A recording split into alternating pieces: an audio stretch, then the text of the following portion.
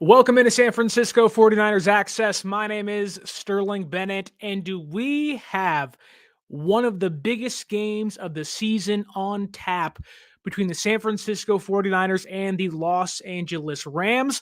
Playoff hopes are on the line for both of these teams. Both these teams a must-win game. They have to win. They're talking desperation. The Los Angeles Rams are riding rather high currently. They are 7-6 this year, which feels like a miracle from where they were to begin the season, 1-3. They are 6-2 in their last 8 games, coming off a 44-42 victory over the Buffalo Bills because Sean McDermott called a quarterback sneak, then a timeout at the 1-yard line. Yikes! Meanwhile, San Francisco is 6-7. They are 1-4 in their last 4. 1-3, in their last 4 games. The last game against the Chicago Bears snapped a 3-game losing streak. They won 38-13, hoping that is who this team will be going forward compared to who they have been for a lot of the season. Want to say what's up to Papa J and Jesus M in the YouTube chat. We're going to get to you in all your comments and questions in a second. Thank you for joining us today because this is a doozy. This is literally it. All the marbles right on this game for the San Francisco 49ers. So before we dive into it, don't forget to like, share, subscribe, leave that review, and let's jump into Week 15 against the San Francisco 49ers and the Los Angeles Rams. Like I already said, it's a must-win game for both of these teams. It is playoff football in December, which I know for the viewers or the non-Niner Rams fans is pretty fun to play and watch. Meanwhile, us in San Francisco and the Bay Area are terrified of what we're going to have to see. I'm going to be nail-biting, fingers crossed, hoping that somehow this team can find a way to continue to pick themselves up and dig their way out of the hole they dug for themselves. The Rams are trying to keep pace with the Seattle Seahawks and set up a Week 18 winner-take-all for the NFC West. Meanwhile, San Francisco is 2 games back from the division with 4 games remaining. It's not often you get to say this and mean it literally. It is a fight to the finish, and the San Francisco 49ers are desperate to win this game. If they lose, pack it up. Call it a season. It's over. San Francisco must win this game if they want to salvage their season and hopefully, again, claw their way back into the NFC playoff picture.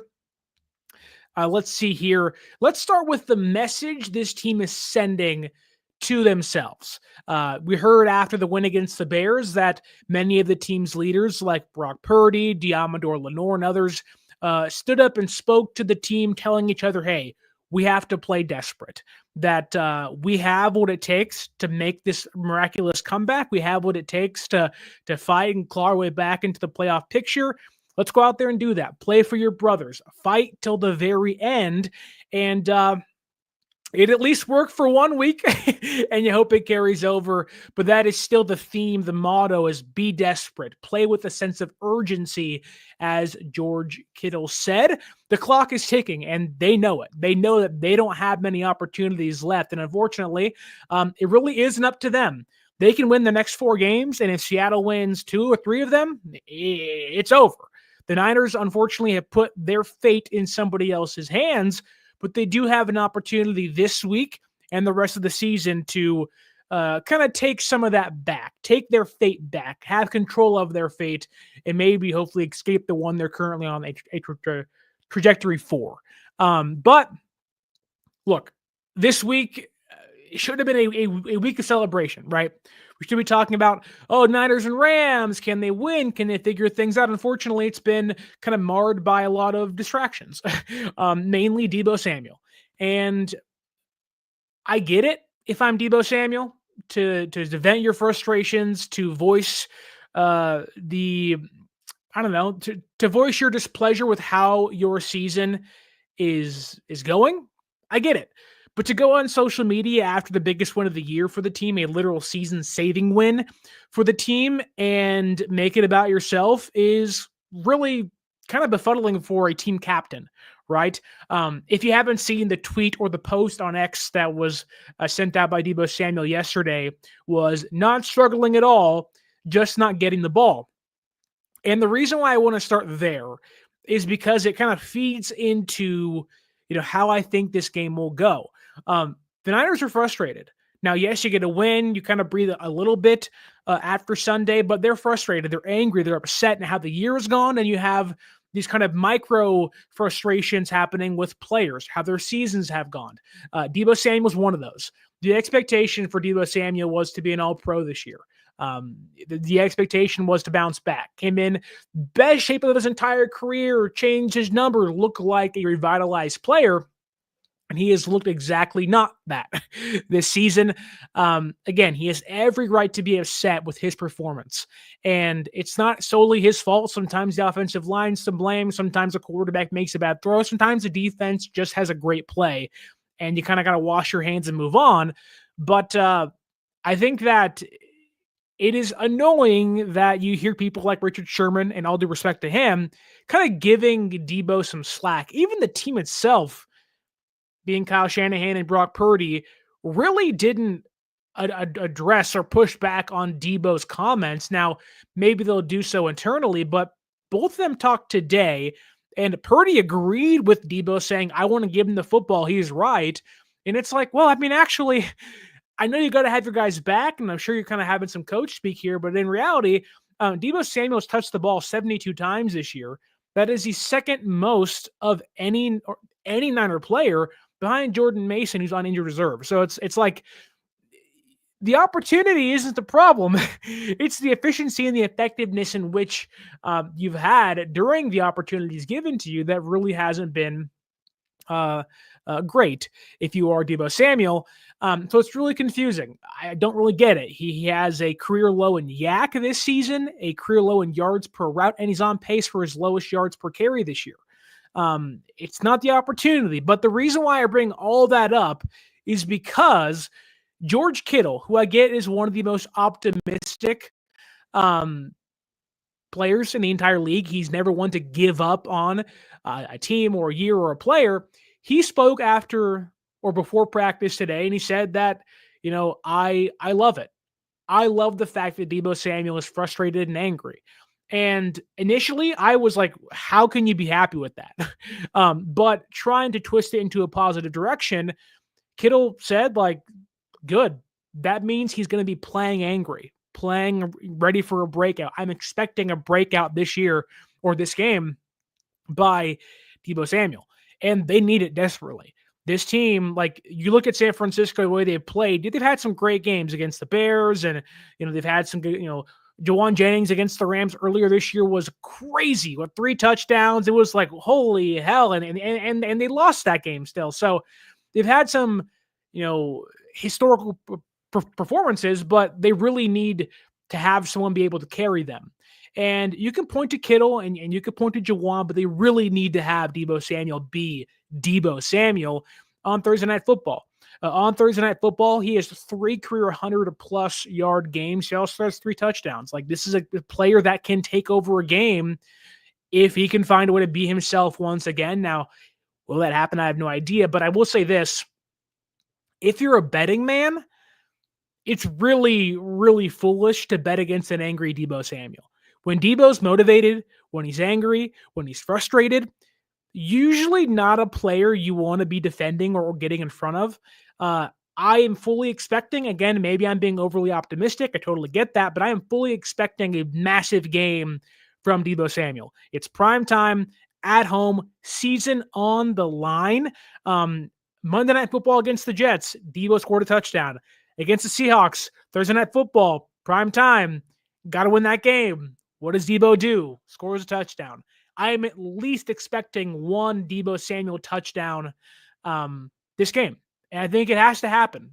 Eventually, the bow has to break. Either you just suck and you aren't a good player anymore, or you pick yourself up by the bootstraps and find a way to figure things out. I'm choosing the latter for Deebo Samuel, and I think it's going to happen. And Papa J agrees with Kittle, saying Deebo's going to have a strong game against the Rams this week. And yeah, I think that's kind of where I'm at with Deebo Samuel. I don't like his comments. I disagree with his comments. I think they're foolish. It's a bad look for a team leader. But ultimately, if you're going to be pissed off at anybody, go get pissed off against the Rams and go pissed off against them. You want to be angry and frustrated and vent your frustrations? Do it against the Rams on Thursday night and say, hey, give me the ball more. We'll go out there and show me you deserve the ball more. Right? You're already getting the ball at a high rate. Go out there and prove to the team, Kyle Shanahan and me and you and the media that you deserve to be given the ball the most each time, each game. I want to see that from Deebo Samuel. I'm hoping, fingers crossed, a motivated Deebo Samuel is what we see this Thursday. Papa J asks here, is Isaac Guerendo good to go on Thursday? We did get a small update from Matt Barrows of The Athletic tonight. The San Francisco 49ers didn't do a full practice, had a walkthrough this evening at Levi Stadium. And Isaac Guerendo was seen not wearing a boot and not with a noticeable limp. So I'm not sure if he'll play or not, but it's certainly a good sign for the availability of Guerendo not having a limp or a boot. So you never know, but that brings us to talking about San Francisco's offense. And I think that, they had the amazing game against the Bears. They dominated them, scored 38 points, were 5 of 6 in the red zone. It was an easy day for the Niners for the most part against Chicago's defense. I know there's been some mixed reactions to how good Chicago's defense actually is. I get it. New defensive coordinator calling plays. How good was it? They were certainly confused on stuff, but I think San Francisco had to go out and do a job anyways. So you can knock them for sure, but I'll give them credit for going out there and putting up almost 40 points against the NFL defense. Doesn't happen often. That said, if Guerendo can play, and even if they're going to start Patrick Taylor Jr., who I think does offer a little more than a team's fourth or fifth string running back can, the Rams' rushing defense sucks. And I think that when you talk about the Niners' offense, whether it's running play action or just running the football in general, everything they want to do offensively it stems from running the football. Outside zone, the inside zone, everything they want to do is let's run the ball first, establish the run and the rock. It will take everything else and make everything else kind of built off of that. And the San Francisco 49ers really should be able to establish the run this Thursday against the Rams. Looking at the stats for the Rams this year, the Rams in the last 3 weeks have given up an average, not total, an average of 186 rushing yards per game. Almost 200 rushing yards per game. When I say they suck, I mean they have been terrible in the last month or so in regards to stopping the run. Now, okay, let's zoom out somewhat and look at the entire season. The Rams are allowing 146 rushing yards per season. Almost 150 rushing yards per game during the whole season. That is terrible. Terrible. The Niners should be able to establish the run and continue to run the football for the 4 quarters they play against the Rams. And I know a lot is made of that game early on in the year, week 3, in regards to, how San Francisco played. And they didn't have Deebo Samuel, I think. You had Ronnie Bell out there. Ayuk was a shell of himself.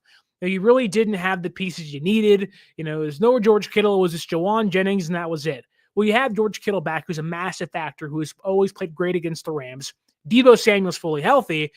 This is, by all intents and purposes, a different Niners team, literally, right? Different running back, different receiver, different tight ends, an entirely different team on the field. So I'm hoping that matters for San Francisco on Sunday. I do think that for Brock Purdy, it is going to be another strong day out there at Levi Stadium. The Rams defense really doesn't offer much resistance to opposing offenses. We already talked about running the football and how that'll help establish the play action and then the play fakes and the screen passes. I want to see San Francisco not take the exact same game plan, but take a lot of what happened and transpired on Sunday against the Bears and utilize that on Thursday against the Rams. Make them have to beat you, get your guys out, move the pocket. You see teams when they get desperate, they do different and funky things, and they move the pocket around. They do screen passes. They almost say, look, we have to get the ball into our stars' hands as quickly as possible. And San Francisco did that on Sunday against the Bears. And I'm hoping that translates over to this game against the Rams because, looking at Brock Purdy, he loves throwing to two guys specifically. One of those being Jauan Jennings, who continues to be this team's wide receiver number one this year. Already had a crazy game against the Rams this season with 3 touchdowns in week 3. But George Kittle has been just the epitome of an all-pro. He has diced up almost every single defense he's played against. He had a short kind of spell against the Packers and the Bills where it really wasn't much happening. But ultimately, George Kittle against the Bears and against against the Buccaneers and others, it's just like, wow, that is the greatest tight end in franchise history. And teams have had a hard time stopping him. He looks like he's not slowing down at times this year. It's felt like he's been the best he's ever looked. You can honestly say that George Kittle's having the best year of his career this season, which feels wrong because he's had so many great years and the team's done so much better in previous seasons. But ultimately, like, Kittle looks like a superstar.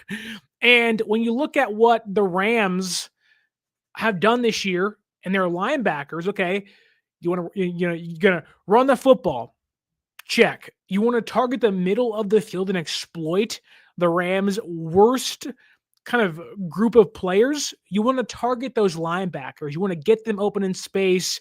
You want to find those soft bubbles. You want to target them at will over the middle of the field using George Kittle. Like, you look at what the Rams linebackers have done this year in regards to passer rating allowed in 2024 this season. Their 4 linebackers are terrible. Christian Roseboom, 117.2 passer rating allowed. Troy Reeder, a 96.2 passer rating allowed. Omar Spates, a 97.7 passer rating allowed. And Jake Hummel, a 118.8 passer rating allowed. When I tell you that's really bad, that is really, really bad. And something San Francisco should be circling, saying we want to target those guys.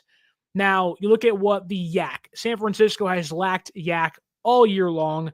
It ain't been Debo. It's not been Pearsall. It really hasn't been Jauan Jennings. It's somewhat George Kittle, but this is a game where San Francisco should be able to kind of get back in the yak department. It's not going to have to be, or shouldn't have to be, Brock Purdy, 7-step drops, nobody's open, they're getting locked down. This is a game where San Francisco can get the ball to their stars, force the Rams linebackers to cover or tackle.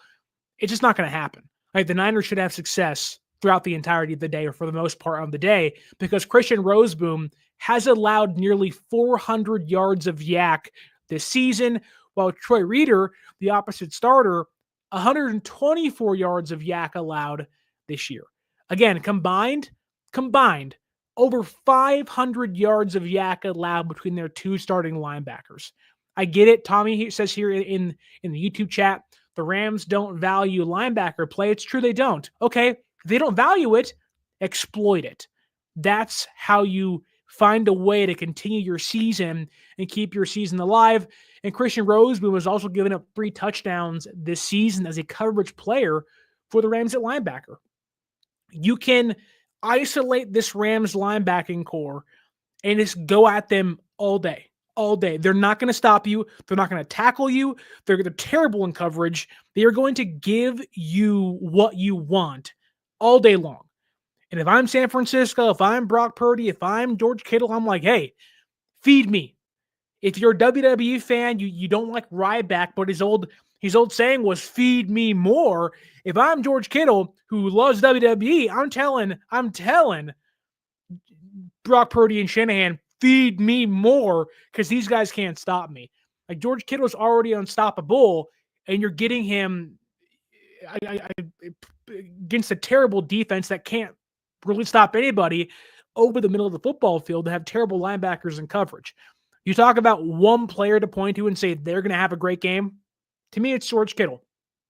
Obviously, Jauan Jennings is there.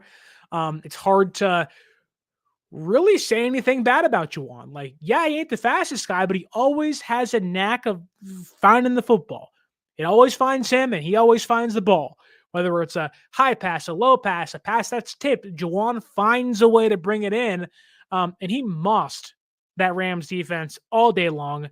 I mean, man. Like, there really should be a nightmare for the Rams on Sunday. I know Dawson Knox didn't play well, only had 5 yards. You watch that game, the Bills really didn't even need a tight end. And Dawson Knox is also hurt. So I wouldn't really look too much into that. And let's also be clear, the level of play from Dawson Knox to George Kittle is a wide margin. So I get it, sure, but ultimately, the Niners, and whether it is Jawan or Kittle or even Deebo Samuel, I think the offense is not going to have a problem. The offense is going to be able to score points at will. At least they should be able to. When you look at what the Rams do defensively, they can't stop the run. They don't stop the pass. Like, they really just don't do much well defensively outside of their defensive line, which Tommy Huxley says here. Their defensive line is pretty good, though. Our offensive line needs to play. Tommy also says that he wants to knock the Rams on their ass, and he also wants an ass beating. I'm not sure it'll be that. I'm expecting kind of a guns a-blazing, not 44-42 game, but I'm expecting like 33-30, 27-30. Like, I'm expecting numbers combined in the 50s. So I wouldn't look too much into that. But yeah, that said, like you said, Tommy, the Rams' defensive line has been excellent this year. Their pass rush is top 10 in football, led by Jared Verse, who has just been, blown everybody out of the water for Defensive Player of the Year. He has been incredible. A lot of talk was had of they have to replace Aaron Donald, and they have to find the next guy on the interior. And Jared Verse said, "Look, put this defense on my back, and I will carry you as a rookie to 7 wins thus far." And obviously, the defense hasn't played well, and the offense has picked up a lot of the slack. But Jared Verse has been tremendous. As much as I hate the Rams, you got to give it up to him. He's been awesome. 59 pressures so far, 6 sacks according to Pro Football Focus. And the thing is, like, in recent weeks, while Verse is more prone to win with power, to knock guys on their back, like, in my mind, I am terrified for Colton McKivitz. And if Trent Williams can't go, Jalen Moore, who's played pretty well in Williams' absence, but I am mortified to watch Jared Verse play against Colton McKivitz, because Verse has so much power. He just will go up there, he'll bull rush you, and he will knock McKivitz on his freaking butt. And it's like, oh, how did that play get blown up? Oh, there's Jared Verse. He just is a gameplay wrecker for the Rams in year 1 of his career. A great draft pick. He's awesome. He's awesome. The thing is about the Rams defensive line, though, is that one thing they're really good at, and I get they have the new defensive coordinator this year, and again, the stats aren't great and the numbers don't favor them, and they really are a bottom tier unit in football that has to have the offense pick up the slack again. They are great at manufacturing pressure. Everybody wanted to talk about Braden Fisk in the draft. Small defensive tackle from Florida State versus teammate. And I talked about him coming to San Francisco. I'd love to have them here with Chris Kosaric. The Rams got him, but they're an aggressive bunch that will do stunts, and they will find a way to get their guys free releases, and they'll do delayed blitz. Like, they will find a way. They do so much motion and movement, which has really given San Francisco some trouble this year. So if you talk about, like, my one concern for San Francisco, it is up front. And when you have Jake Brendel and you have Colt McKivitz and maybe Jalen Moore again, and left guard might be Aaron Banks, who cleared concussion protocol. Maybe it's Spencer Burford. Like, you don't really know what that unit's going to look like, and that's really concerning for this team in a must-win game on Thursday against the Rams. But my biggest concern is, can this offensive line continue what they did against the Bears on Sunday and actually dominate a game? Like, finally get involved like on Sunday against the Bears, and get involved, be aggressive, move dudes around. Like, the offensive line for the first time against the Bears didn't feel like a problem all year. It was like, oh, the offensive line's bad. Jake Brendel's terrible. Cole McKivitz stinks. Like, the offensive line against the Bears, which was a pretty good defense, they were blitzing, they were doing crazy stuff. Like, they looked invisible, and in a good way. Like, San Francisco's offensive line wasn't a topic. In fact, it was like, thumbs up, did a great job on screen passes and runs. You opened up lanes for your guys. Like, that needs to continue against the Rams on Sunday. On the inverse, you go to the Niners defense, right? Well, I think San Francisco shouldn't have much of a problem scoring points in this game. San Francisco's defense, oddly enough, like, look at the yards they've allowed. You look at their first quarter stats, their second quarter stats, like, they are really solid in those first two quarters for the most part. And like, they've allowed like the third least total yards in football this year. Like, overall, the stats really don't tell you a whole story in just like the basic stuff. But you talk about third downs, you talk about fourth quarter scoring and second half scoring and red zone defense. It's like, holy crap. Like, these guys are terrible. And, against the Bears, who have a pretty bad defense or offense, excuse me. I expected that game to be like really slow for the Bears offense. We had 7 sacks. Sure. A lot of that is the Bears offensive line's not good. A lot of it was covered sacks, like Tommy says here in the YouTube chat. Like, the Niners secondary is what won them that game on defense. Yetur Gross-Matos, 3 sacks. Great. Thumbs up. Cool. Leonard Floyd, a couple sacks. Malik Collins, a couple sacks. Like, great. Awesome. That said, you watch all those sacks, most of those sacks are because that secondary's locking dudes down and no one's getting open, which is great. Keenan Allen's a great receiver. DJ Moore is great. Roma Dunze is pretty good in his first year. Like, that is a credit to San Francisco's defense in the back end, and less credit to what they do up front with the edge rushers they have. I'm hoping that the Niners will get Nick Bosa back this week, albeit it doesn't seem like that's going to be the case, which sucks. We'll get updates tomorrow for sure. And that's the thing is, like, this Rams offense is a top 5 offense in football. This is going to be a game where you're on the edge of your seat, like every play, every snap, every first through fourth down. You're like, can this Niners defense get off the field? This Rams offense is incredible. When they get rolling, I don't know if there's a defense that can stop them.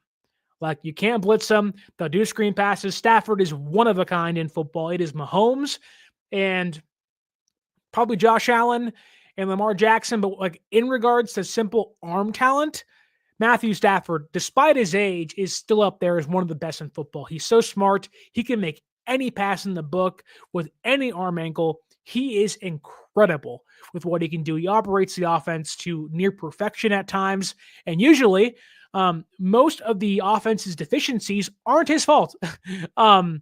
Sometimes they get pass happy, and that can lead to some quick 3 and outs. But when you look at what Stafford's done, like, they can, like, any given Sunday, they'll put up 35 against you, 44 against you. And you're like, that makes sense. Like, when they have Cooper Kupp and Puka Nacua and Demarcus Robinson and Kyron Williams out there that are just cooking dudes left and right. Like, when they get hot, when they get that, NBA jam, like, fire on them, and you're like, well, we can't stop them. Like, they're going to score here. They're going to get open. For San Francisco, it's really about limiting the Rams' rhythm. Go back to that game early in the season. The Niners defense did a great job of limiting the Rams' rhythm. It really wasn't until they got hot in that second half, which the offense didn't really get hot. A lot of it was San Francisco with penalties and special teams disasters, which, by the way, can we talk about for 1 second here? Jake Moody not trying anything different, just simply shanked 2 kickoffs last week. Like, what? Like, sometimes I have to ask myself, like, does he actually know, like, what his job is? Yeah, there's field goals involved, but it's like, just boot that sucker out of the end zone, man. Like, how do you shank 2 kickoffs? Just boot that sucker. Like, anyways, moving on. Back to the Rams offense. I'm hoping that you can get back Nick Bosa and maybe, fingers crossed, the return of Dre Greenlaw this Thursday, excuse me. I'm not exactly sure how much he'll play. My Assumption is he'll be on a very, very, very low snap count, maybe only playing on like first or second downs. We shall see. Michael says here, rain in the forecast for, I'm sure you mean Thursday against the Rams, Michael. Didn't know that. That doesn't kind of spell well for a passing offense, but it also doesn't make me too happy. In regards to getting Dre Greenlaw back off the Achilles injury, you don't want him slipping around out there.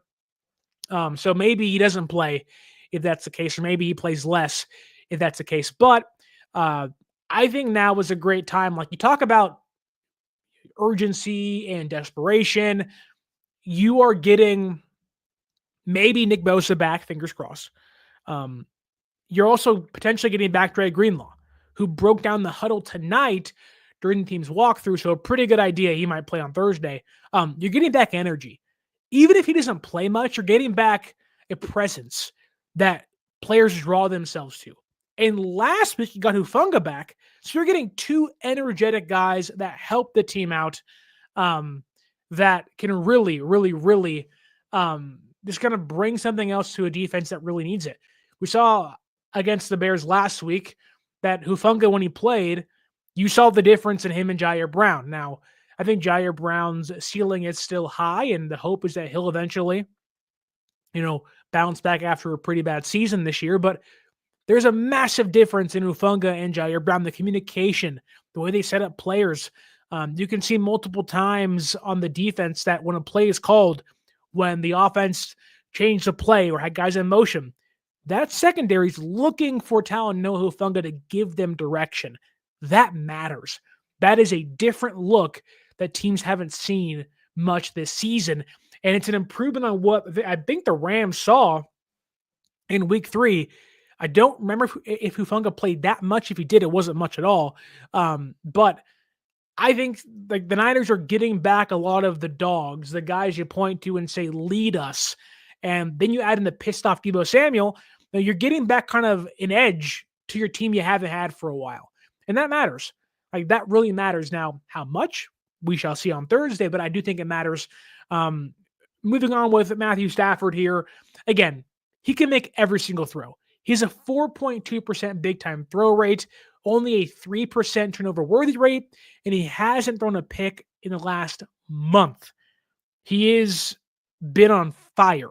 He's in that groove. It is up to San Francisco to make a play, hit him early, knock him down, do something, make a statement. Don't hurt him, but, play clean. But make a play. Like, San Francisco, you have to win this game to kind of take back your season or give yourself a chance. But it's like, you have to also get physical at the point of attack. Force them to make mistakes. They're not going to make them themselves. Force them to make mistakes. And I think the Niners are in a great spot in regards to having Lenore back out there. Like, you have Lenore there, you have Hufanga there, you have Bernardo Green's playing great this year. Like, they have the guys to go out there and get this done. Like, I know it hasn't seemed like it, and it's been frustrating so far this year, but like, I firmly believe that this Niners team can, and maybe it's the homer in me, will beat the Rams this Thursday. They have the guys to get it done. This Rams team barely beat the Saints. They scored 44 points against the Bills, but their defense gave up 42 points. Like, San Francisco, I think, with their backs against the wall, are going to be like Johnny Cueto when he played for the Reds, kicking Cardinal players in the face, fighting tooth and nail to get a win. I don't think this team is in the business of giving up. Maybe getting let down for sure, but I just have to believe in a core that has done this 2 other times. Now, maybe it means they don't go to the playoffs, whatever. But at least this Thursday, I do believe they can find a way to win this game. The Rams aren't a good team. They're a really great offense and a really bad defense that evens out to be basically average. And if you can, the Niners should be able to go toe-to-toe with the Rams. They have very similar deficiencies this year on defense, very similar problems on defense. San Francisco's a pretty hard time stopping the run, insert Kyren Williams into that conversation. Has over 72 yards or more the last 4 weeks. He also has 4 touchdowns in his last 3 games. He can find space. He's a power back that's really tiny, but still can pack a punch. Like, this is a really tough game. I think it'll be offensive driven. This game really may come down to which team either scores last or which defense can actually make a stop when it matters most. That's what happened against the Rams, or that's what happened for the Bills last week, right? The Bills had him at the doorstep, had him right there. And the Rams defense made one play, and it changed the entire potential trajectory of that game, right? So it really may come down to who can make a play. And I do think one sneaky angle to this, and I know in recent weeks, Fred Warner hasn't played too well, or maybe it's a Dre Greenlaw play that you're like, they're back. Kyren Williams has fumbled 5 times this year. When you talk about getting a turnover, making a big play, I'm looking for a peanut punch on Kyren Williams in this game. I'm looking for one of these team stars, Lenore, Fred, Hufanga with that big club on his wrist, like, make a play. I think there's an opportunity here, and I'm going to call it, that the Niners are going to force a Kyren Williams fumble this Thursday. I think that may be the biggest game-changing play for the San Francisco 49ers to hopefully spark their team and kind of push them to maybe finding a way to inch their way back into the NFC West playoff picture. Nikita asks here, is Isaac playing Thursday or is he out? I don't know, but I will say this, that Isaac Guerrero was seen at walkthroughs tonight without a boot on and without a noticeable limp. So a good sign, not a confirmed play, but a really good sign for Guerrero's availability on Thursday, Nikita, and I really hope he plays. Like, I am begging for that foot sprain to be okay. I hope he does. I'm wishing he does, because what he brings is something different than Jordan Mason.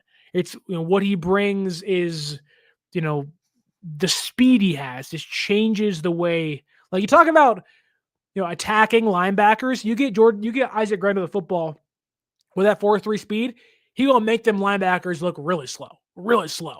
And, he's young, he's fresh. But I think that, while he's not the best receiver, although a great catch against the Bears last week, he's just got something more. There's juice in them legs that the Rams haven't really played against recently outside of Josh Allen. On the ground, Guerrero possesses a different kind of force than, say, Patrick Taylor Jr., who I do like, or, say, Keyshawn Vaughn or Israel Abanikanda. Like, Guerrero plays, the chances San Francisco wins go up, which oddly enough drastically, in my opinion. Guerrero showed against the Bears that he could be a valuable asset to this offense and be an RB1 if asked to, in relief of Christian McCaffrey and Jordan Mason. One of the bigger matchups I think to look for this Thursday, is Cooper Kupp lined across Diamador Lenore. I think when you talk about, like, how do you summarize this game? What matchup do you look for on the football field? Yes, Kittle against linebackers on offense for sure. But on defense, it is Cooper Kupp versus Diamador Lenore. That is, like, my mind is going to be glued there the entire game. When those two lock horns in the slot, it is going to be a former offensive player of the year against who should be an all-pro this season. Cooper Kupp this year in the slot has lined up 214 times. That's 68.2% of the time he's in that slot. Diamador Lenore, when he's lined up in the slot playing nickel this year, he has allowed 0 touchdowns. That's the best in football. He has 2 interceptions. That ranks 3rd in football. He has a 67.5 passer rating allowed when targeted. That is 4th in football.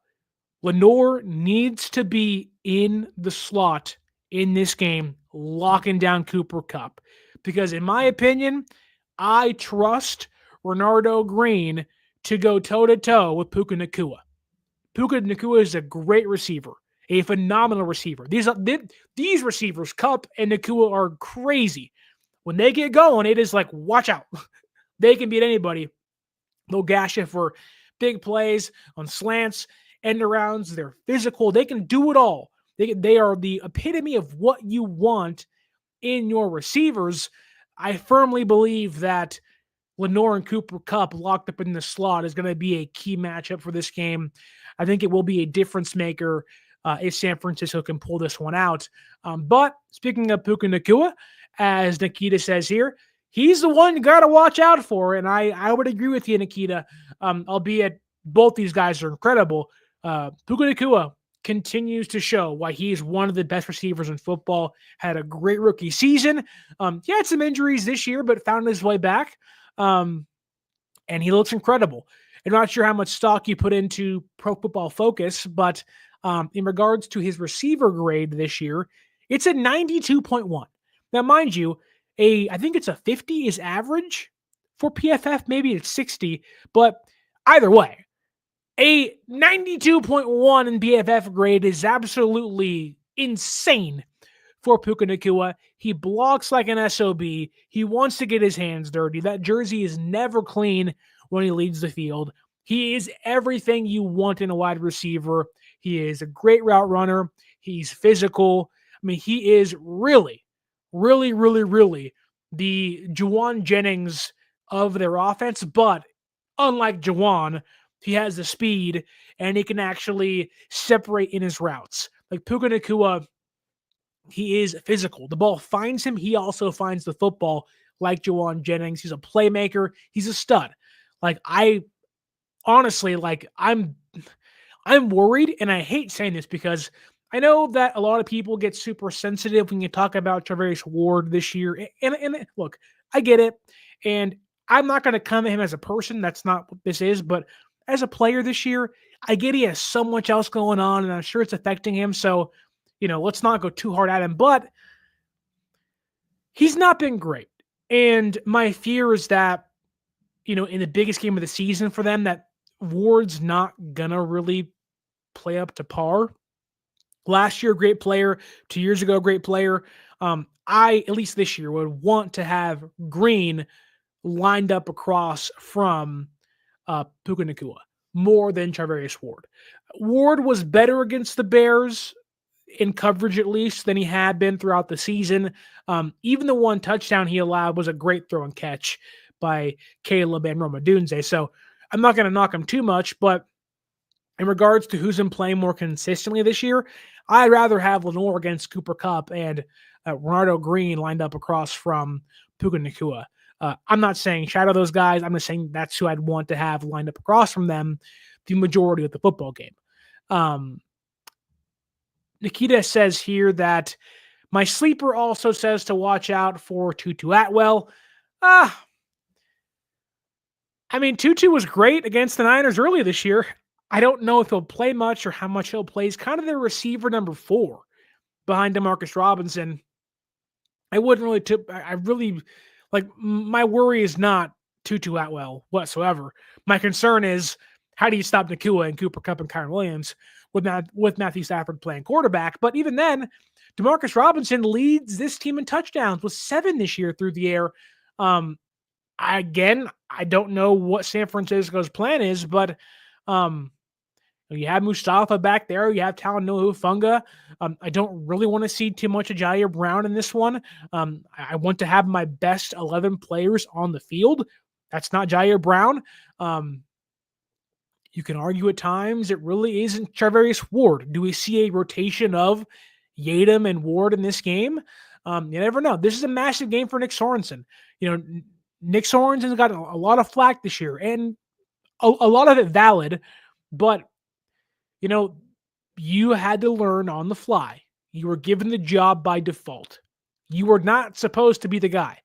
In a game like this, go out there and prove why you should be the guy. Make the right plays. Do the right calls. Against the Bears, pretty great game. There were some personnel problems, and Sorensen has not been great in regards to matching up correctly with the opposing offense. That Bills game and that Packers game was pretty bad. But you get back home, you're in your own bed, you got to win against the Bears, you're feeling yourself somewhat. Okay, like make the right plays. If they have 6 offensive linemen in, don't play nickel, please. So I'm hoping that that's the case for Nick Sorensen, and he can come out there and just be calm, but be prepared. This is a Rams team. This team has played over and over and over again. I think in the 16 games they've played since 2017, they're 10-6 against this team.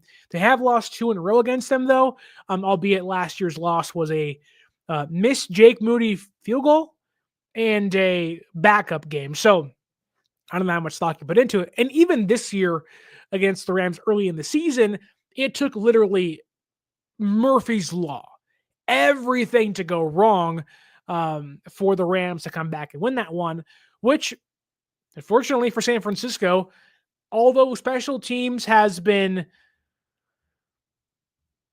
better, not been as terrible in recent weeks, not been great, still second worst unit in football, but they haven't made the critical mistake, although Jake Moody's 2 shanked kickoffs are not great. Like, my fear is that, well, the Niners are winning 24-20. There's a minute and a half left, and Jake Moody shanks a kickoff, and you're like, wow, great. Rams ball, 40-yard line. Really, Jake? Really? Which, funny enough, I'm pretty sure Matthew Wright made the game-winning field goal for the Chiefs against the Chargers last week. Yikes. Anyways, the Niners really, like, this game's going to come down to like 1 or 2 plays. And that's what makes sense to me. Like, both these teams have to win. Both these teams are, backs against the wall. They got to figure things out. They have to win out or almost win out. If you're the Rams, like, they have to almost play flawlessly to make the playoffs. I think that the Niners, their special teams unit just doesn't have to kill them. If they make one bad play and give up one relatively not great return, fine. But don't give up the killer. Don't give up the blocked field goal, the missed field goal, the missed PAT, the kick return for a touchdown. Excuse me. I'm still sick. Been 2 weeks now. My goodness. Don't give up the killer, the killing play, the killing blow. San Francisco has grown to do that too much this year. And I hope it's not the case this Thursday because, San Francisco, I think will win this football game. And Michael asked here in the YouTube chat, if we win this game on Thursday, who would be the player that wins it for us? I've already kind of said George Kittle and Jalmar Lenore are the 2 kind of matchups, the players I like in this one. But also, I really have a hard time not wanting to believe in Deebo Samuel. If you're going to, bitch and moan and complain on X and Twitter about, I'm not getting the touches. Okay, fine. Here's 10. What do you got? So I think San Francisco, who will be the player that wins it for us? My emotions say Deebo Samuel, but reality and how this year has gone says George Kittle on offense, and then defense, Lenore.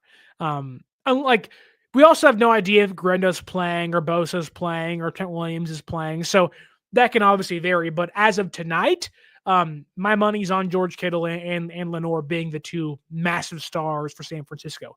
They have the biggest tasks in this game.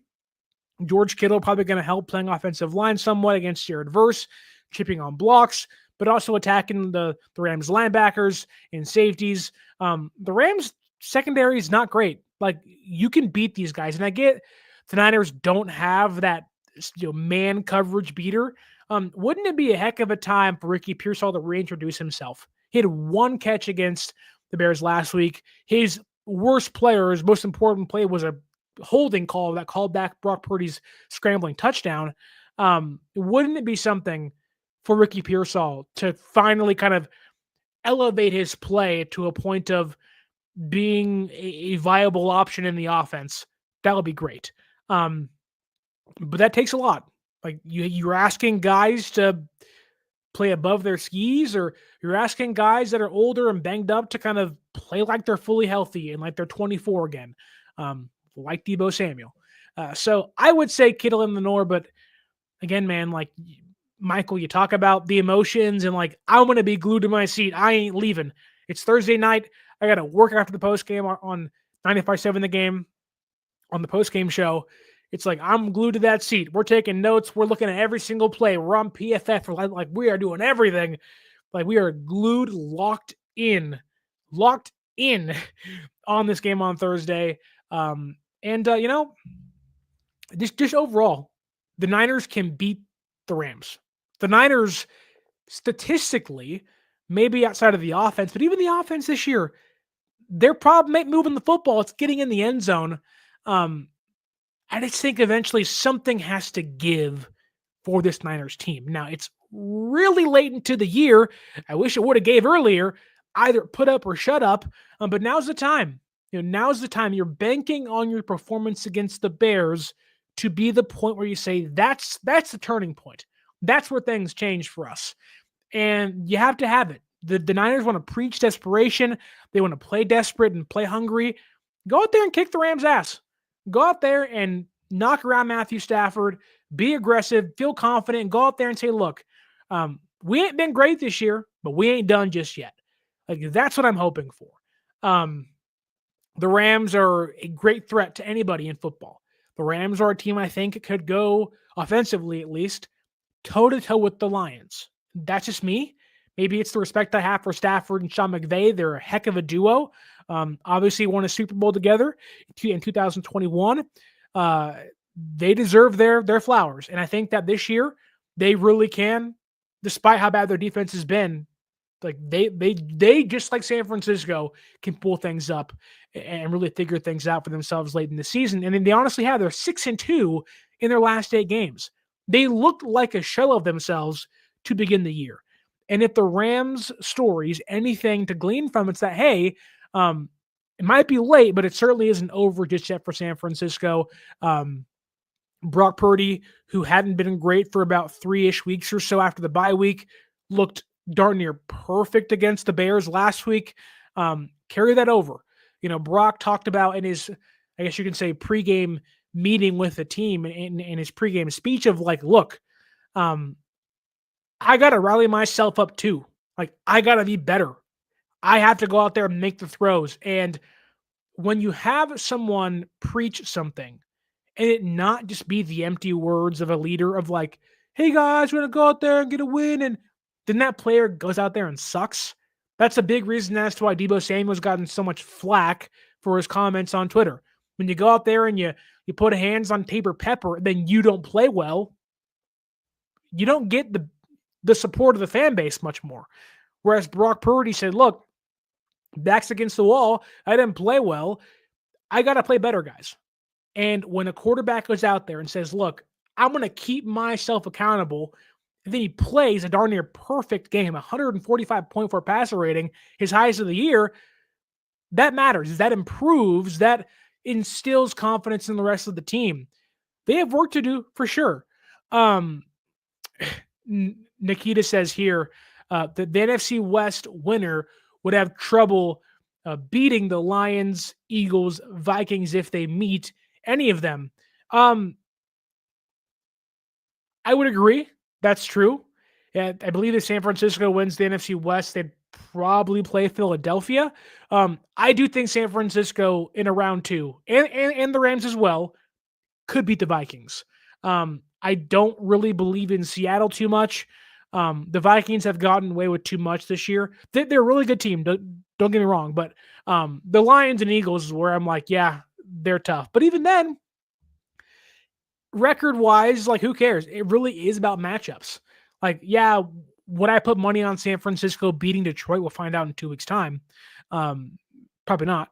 But the Niners, if they beat the Rams, set themselves up for the next 3 weeks. Like, you're banking on the Seahawks losing 2 of the next 4 games and you winning 3 of the next 4 games. Like, that is the goal. You win 3 of the next 4, they lose 3 of their next 4, or at least 2 of their next 4. and you hope they lose division games because tiebreakers, and then it gets really tricky involved. But there is a scenario where the San Francisco 49ers don't have to win out, and they can still win the division. But that is predicated on the Seahawks losing. And like, if I'm being perfectly honest with you, if you had to pick one team, Rams, Seahawks, and Niners, that could make a run in the postseason, I'd probably say the Rams because of the offense. But ultimately, it's like, hey, you get in, you get hot, anything's possible. Anything's possible. Now, will it happen? Who knows? But like, we saw Baker Mayfield this year, like, look like an MVP and almost beat teams like the Lions and Philadelphia. Like, he's in the Ravens. Like, he's looked like $1 million when he's healthy. So anything's possible. And so, Nick Bosa said early in the year, we just got to give ourselves a ticket to the dance. And we all kind of scoffed and we're like, yeah, whatever, empty words. And I know even then, if San Francisco gets in, the media will hype them up. But we kind of know this team isn't built for the next in a super long postseason run. But if you get in and you get guys back and healthy, that's a different story. Say you win this game, then Nick Bosa comes back, Williams comes back, Garendo comes back. Okay, Greenlaw's kind of getting his feet wet, feeling better. Hufunga's back for 3 weeks' time. Like, you start to kind of put things together again, and you feel that confidence, and you feel a lot better about yourself, and maybe something clicks. That's kind of the hope. You're like, as fans, we're clinging to the idea that things may get better. And I'm sure it's a homer take, but I do have San Francisco winning this game 30-27. It'll be close. It'll be a fight to the finish. But, sometimes you have to earn. Sometimes you got to earn your keep. And San Francisco dug themselves a hole. And unfortunately, they dug and they kept digging and they kept digging. Now you got to dig yourself out of it. And there's still a chance. There is a ladder in the ditch. It's like going to, you go to the water next to the little creeks they have like the undertows, and you're like they have the aqueducts. Like, you're going to get in and it's slippery and you're probably not going to live through it, but there is a ladder there. And if you can make your way to the ladder, you can find your way back up. And San Francisco is in the aqueduct, kind of trying to cling to life, grab onto the edges, and they slip sometimes. And they're trying to find that ladder. And if they can get a grab onto it, anything's possible. Anything's possible. Michael says here he has Niners winning by a touchdown, 34-27. I love the confidence. I'm not as confident as you are, Michael, but either way, there we go. Nikita has the Niners winning 27-23. I love it. Look, this year's been a mess. We've documented every single game. I've wrote about almost every single game. Like, it's been a mess. I don't know about you, but I'm sure, like the players, they aren't ready to call it quits just yet. And if they are going to lay everything out on the line against the Rams, and if they do that, part of me believes they're going to find a way they're going to win this football game. They're going to find a way to win this football game. Tommy bringing us down, though, saying, I picked the Rams to win this game. Well, man. He has no faith in the run defense. I don't blame you. But Hufunga, I mean, this Niners defense, see, you bring up Devondre Campbell, he was actually San Francisco's best defensive player against the Bears. Now, man, it's the Bears offense, but man, and Winters, I think, will play this Thursday. Limited for sure, but I think he'll play. But Winters and Campbell and Fred Warner looked all incredible on Sunday, on Sunday against the Bears against the run. And you had Greenlaw back. Like, I know it sounds crazy, but Hufunga really does impact the running game. That we don't think about it because he's a safety. He doesn't play defensive line, but he really does help. He's flying around making plays. He energizes the defense. Like, that's why I keep saying, like, this team is going, like, they're getting their Energizer bunnies back.